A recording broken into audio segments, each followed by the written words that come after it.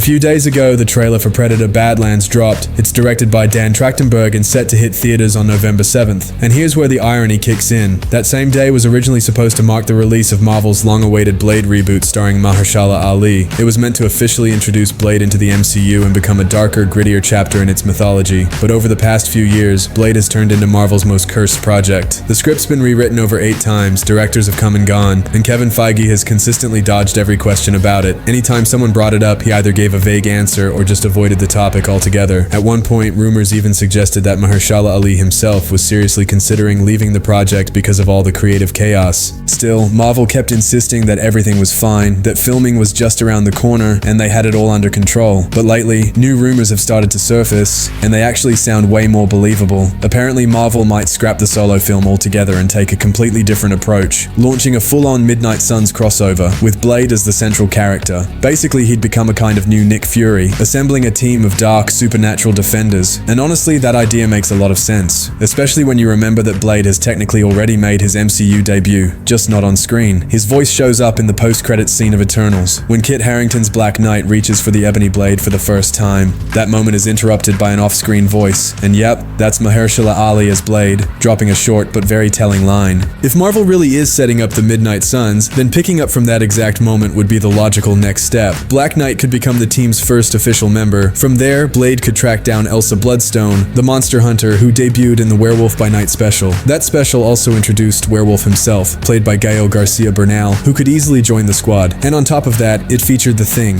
another potential team member. So Marvel already has a solid foundation for a crossover. Several cool characters are already introduced, the supernatural tone is set, and the central conflict, fighting dark forces, as practically builds itself. And most importantly, it gives Marvel a way to move forward without having to force a solo Blade movie that's clearly been stuck in development hell. Considering how well the recent Thunderbolts movie was received, when with its lineup of anti-heroes and morally grey characters, when it's clear that audiences are ready for more of these darker, riskier team-ups, Marvel definitely sees the demand, and it's looking more and more likely that Midnight Suns could become the studio's next big team-based project, with Blade stepping into the role of the Dark Leader and the connective thread of this new supernatural squad. And judging by recent updates, work on the script is already underway. Marvel has handed the writing duties to Michael Green, the same guy who co-wrote Logan and was working on the now-shelved Blade solo film. He's been brought on to completely rework the story from the ground up. As of now, there's no director attached to the project, but one hint really stood out. In a recent interview, Kevin Feige mentioned that he'd love to collaborate with Sam Raimi again.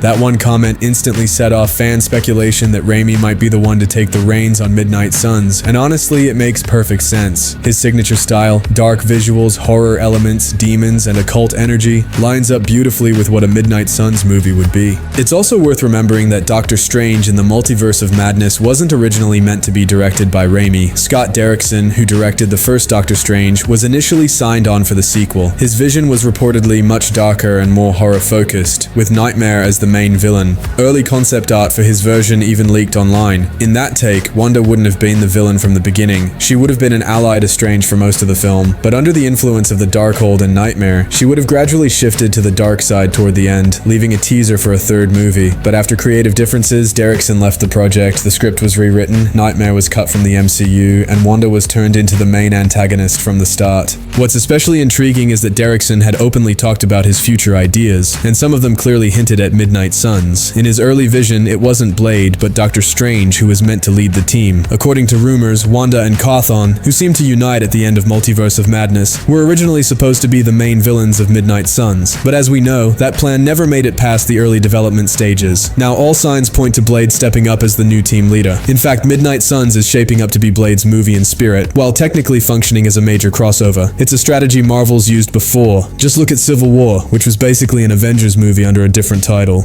There are also rumors that Midnight Suns will introduce a new Ghost Rider. It makes perfect sense. The character has been waiting in the wings for a proper return, and this is the ideal place for his debut. There's even speculation that Nicolas Cage might show up for a cameo or as a multiverse variant of his original version, and all of this may tie into a larger post-Secret Wars strategy for the MCU. Kevin Feige has hinted that the structure of the cinematic universe will undergo a major shift after the next Avengers films. Instead of one big interconnected storyline, we might start seeing several parallel arcs developing independently. One of those could be the mutant arc, which would focus on the introduction and evolution of the X-Men. Another might be the supernatural arc, centered around Blade, Ghost Rider, Wanda, Black Knight, and Elsa Bloodstone. Then there's the street-level arc, home to more grounded heroes heroes like Spider-Man, Daredevil, and Punisher. And of course, the cosmic arc would continue with characters like Captain Marvel, Nova, and the Guardians of the Galaxy. Meanwhile, the overarching saga, the big, epic crossover storyline, would slow down and take a back seat, only surfacing when it's time to unite all the arcs in a massive event. That kind of structure mirrors the way Marvel Comics operate, with dozens of storylines running in parallel and only occasionally colliding in major events. If Midnight Suns really kicks off with Blade at the center, it would be the perfect launchpad for this darker, supernatural corner of the MCU. It's also worth noting that Marvel Studios already has release dates locked in all the way through 2028 and even 2029, including November 10th, which could very well be reserved for Midnight Suns, especially since the studio will need to surprise audiences with something bold and fresh after Secret Wars wraps up. Nostalgia and cameos won't be enough to carry the next phase. Right now, all eyes are on Avengers and the multiverse storyline,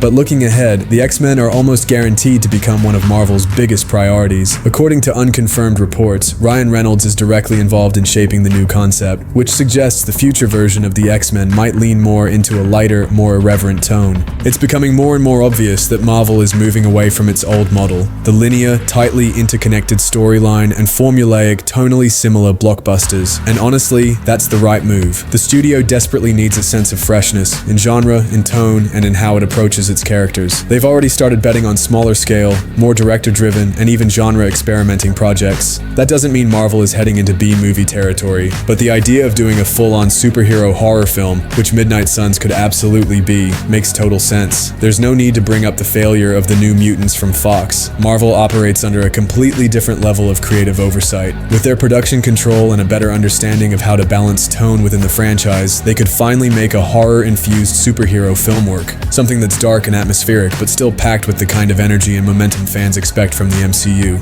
And let's not forget, the competition isn't sitting still. James Gunn is hard at work rebooting the DC universe, and right from the start, he's made it clear that his films won't follow one formula. He's pushing genre variety, cutting back on endless origin stories, and spotlighting lesser-known characters. Sure, it all sounds great on paper, but Marvel gets it too. They understand it's not enough to just surprise fans anymore. They need to shake things up, hit the reset button on audience expectations, and breathe new life into the franchise. That's why I really believe Midnight Suns is one of the most exciting and ambitious projects Marvel has lined up for the years ahead. Work on it is already happening behind the scenes. There might even be early casting underway and a team structure being mapped out. But for now, the studio's primary focus is on Secret Wars and wrapping up the multiverse saga with a bang. Once that chapter is closed, though, a new era begins, and Midnight Suns, with Blade stepping into the spotlight, just might be the bold, game-changing kickoff that ushers in Marvel's next big phase.